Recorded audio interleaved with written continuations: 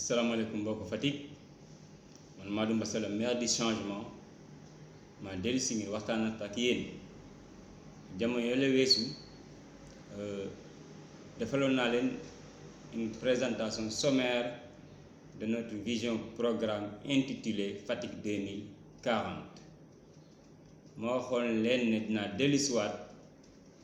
ngir ñu dugg ci biir livre boobu càmbar ko pàcc par pàcc tey nag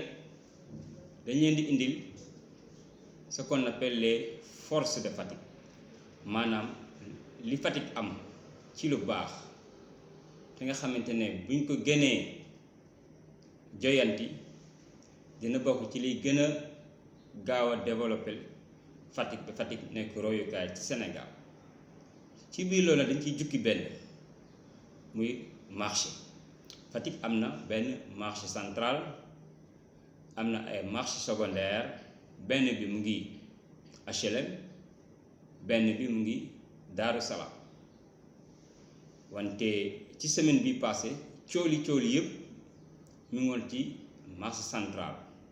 bi nga xamante ne mën nañu wax ne Fatick yëpp foofu mooy seen jubluwaay pour am lu ñu kos-kosi pour mën a am dépense quotidienne ndaxte bu ngeen ko seetloo mën nañu wax ne Fatick ñëpp ay jaay góor ak jigéen loolu bokk na ci li gën a yokku ndóol ca dëkk ba parce que bu ñëpp di jaay kenn du jënd wala boog ñiy jënd du ñu bëri ñun sa bañ fa doxantoo waxtaan ak jaaykat yi da ngay gis ñu lay naan da ngay ñëw xëy si bay wàcc te doo dégg ku la ne ñaata parce que Fatick ñëpp ay jaay amul benn activité léegi nag ñun ci suñu vision programme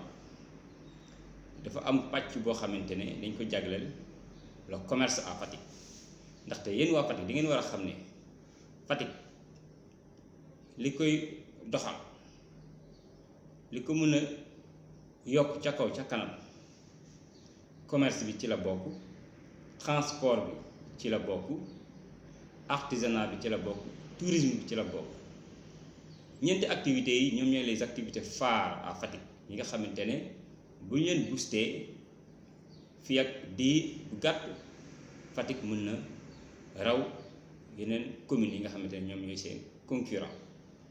léegi nag ñun dans notre programme dinañu organiser le commerce à Fatick et pour cela on va dañuy jël marché yi ngeen leen a organiser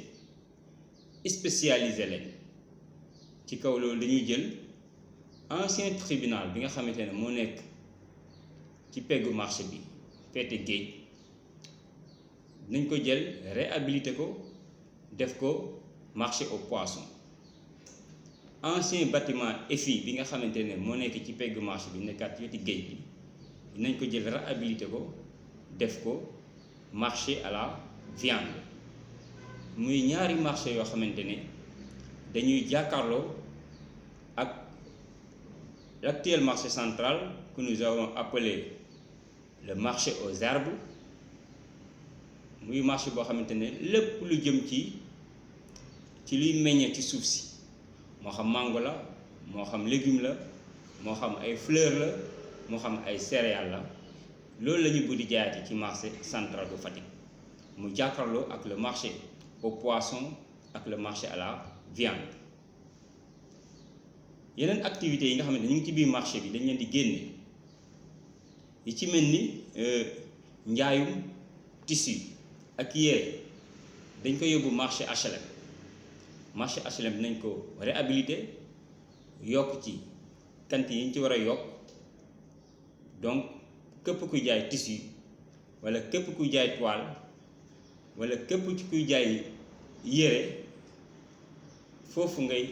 la ñuy yóbbu parallèlement aussi ci biir marché bi dinañ organiser ay cantine tabax ay R plus yoo xamante ne tailleurs yi ñoo fay ne donc mën nañu wax ne tous les tailleurs de Fatick la leen yóbbu marché HLM ñu bokk ak ñi nga xamante ne ñooy jaay lépp loo xamante ne jëm na ci yére wala ay tapis ak yooyu yóbbu leen fa su ko defee boo demee marché HLM li nga bëgg yépp ci wàllum yére di nga ko am moo xam da ngay am tissu dem ci tailleur yi ñu ñëwal la nga jël sa yére yóbbu sa kër ba xaw jotee nga sol sa yére defar ba mu baax. ci kaw loolu nañ dellusiwaat ci marché central wala activités yi nga xamante ne ñoo fa am itam ñu jël leen tuxal leen ci le marché de Darou Salam. le marché de Darou Salam gis ngeen ko marché bu ndaw la waaye dinañ yokk espace bi yokk cantine yi de sorte que lépp loo xamante ne dañ koy jaay ci dëkk bi muy ci wàllum nouvelle technologie wala ci wàllum information wala ci wàllum communication wala ci wàllum mercerie et cetera yooyu yu sew yooyu ci marché Darou Salam lañ koy yóbbu. donc képp koo xamante ne da nga soxla yu mel noonu su boobaa da nga jubal directement marché Darou Salam régler sa problème ñibbi sa kër. jamono yële wees waxoon naa leen ne dinañ bu ngeen joxee mairie bi dinañ créer ce qu'on appelle une gare routière multimodale te waxoon nañ leen ne gare routière multimodale bi dina am benn centre commercial. donc centre commercial boobu aussi dinañ ko tabax autour de la gare routière multimodale alors de sorte que yeneen produits yi nga xamante ne dañ koy soxla ñu fa nekk ak yenn service yi nga xamante ne dañ koy soxla ci dëkk bi moo xam ay Orange Money moo xam moo xam ay Orange Money moo xam ay Wave moo xam ak yeneen activité de sorte que Fatick lépp lu waay soxla di nga xam fooy jublu. donc mbokk yi lii mooy nekkoon li nga xamante ne moom lañu leen indiloon tey ci wàllum marché de manière générale ci wàllum commerce ñoo ngi leen di gërëm di leen di sant wasalaam.